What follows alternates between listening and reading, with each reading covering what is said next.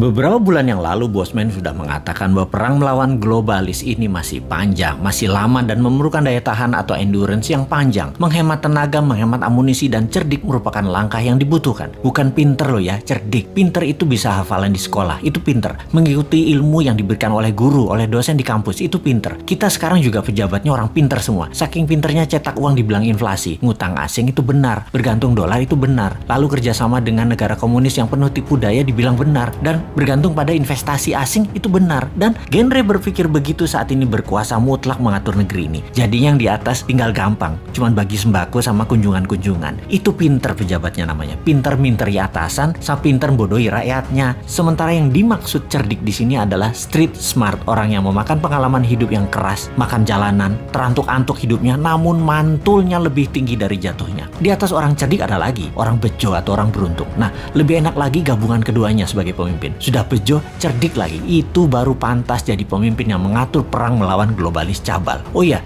sebelum lanjut, kita harus membedakan pebisnis globalis dan globalis cabal. Cabal adalah secret society, lebih menginginkan kepengendalian mutlak atas kehidupan manusia. Cabalis itu sudah pegang kendali atas teknologi, atas informasi, kendali atas komunikasi, sistem keuangan, dan sekarang kendali ke arah dua hal yang penting, yaitu kesehatan serta makanan. Musuh negara tidak berdaulat yang pemimpinnya oportunis itu bukan hanya dua negara besar, Tiongkok dan Amerika, tetapi ditambah juga globalis cabal. Jadi ada tiga musuh sebenarnya. Kita detailkan ketiganya, pengendali negara lemah tersebut. Pola kendali terhadap negara lemah atas dua negara besar dan kelompok globalis adalah tiga strategi Tiongkok, yaitu menggunakan soft power kalau Tiongkok ya. Pertama, kendali atas media massa sebuah wilayah. Nomor dua, kendali atas pejabat pemerintahan wilayah yang ditarget serta anggota parlemennya. Kemudian nomor tiga, kendali atas peraturan hukum dan penegakan hukum di wilayah tersebut. Di sisi lain, strategi Amerika itu menggunakan hard power, yaitu tekanan militer, terorisme, ideologi, humanitarian, menggunakan organisasi multilateral seperti IMF, PBB. Semua adalah tool Amerika untuk menyedot aset harta negara lemah. Strategi globalis cabal adalah pegang sosial media, informasi, dan big data. Mereka bukan mau menguasai wilayah hajat hidup seperti Tiongkok, ambil sumber daya alam seperti Amerika, kendalikan energi dan oil, serta dolar. Bukan. Globalis cabal kendalinya atas data, atas minat interest seseorang, mengubah tindakan perilaku, merubah society, merubah dunia dengan merekalah pemegang kendali hidup manusia, bukan hanya wilayah. Globalis cabal anti negara, anti nasionalisme, senang atau mendukung pemimpin otoriter yang bisa dikendalikan oleh mereka. Jadi saat ini perangnya ada tiga front,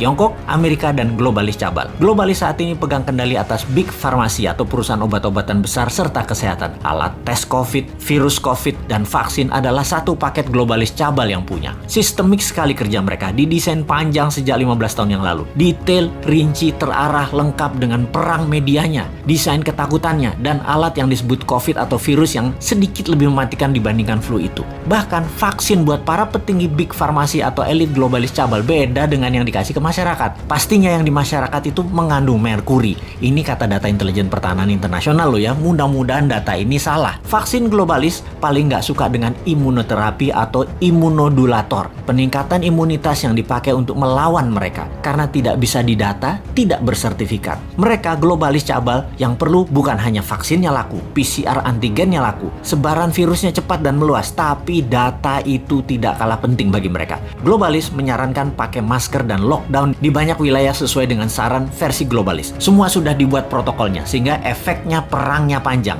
Ada yang improvisasi misalnya pakai imunoterapi lokal, lockdown ringan bergantian, ekonomi jalan biasa, pakai data center satelit sendiri, komunikasi pakai tool negara tersebut sendiri, sosial media punya sendiri, negara tersebut nggak akan rubuh, ekonomi jalan dan COVID musnah dalam sekejap. Anti saran globalis dan melawan mainstream pasti menang.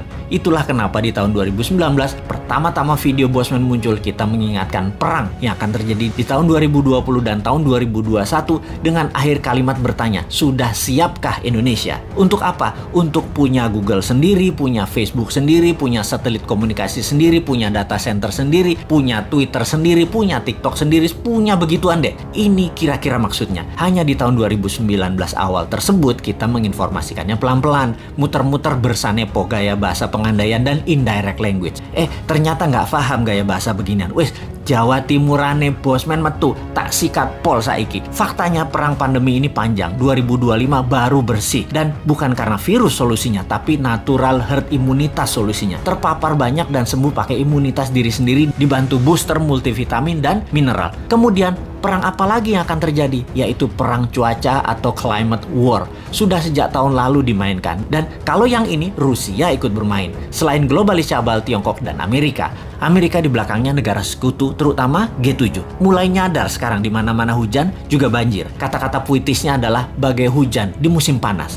Jadi kenyataan benar karena ya direkayasa cuacanya. Masihkah tidak sadar juga setelah pandemi maka kesengsaraan lain akan terjadi yaitu kelangkaan pangan? Sudah siapkah kita? Atau seperti 2 tahun ini, walau sudah diingatkan tetap aja menjalankan semua seakan-akan seperti anak SD gambar pemandangan 2 gunung, matahari, dan sawah. Wapokmu kapan?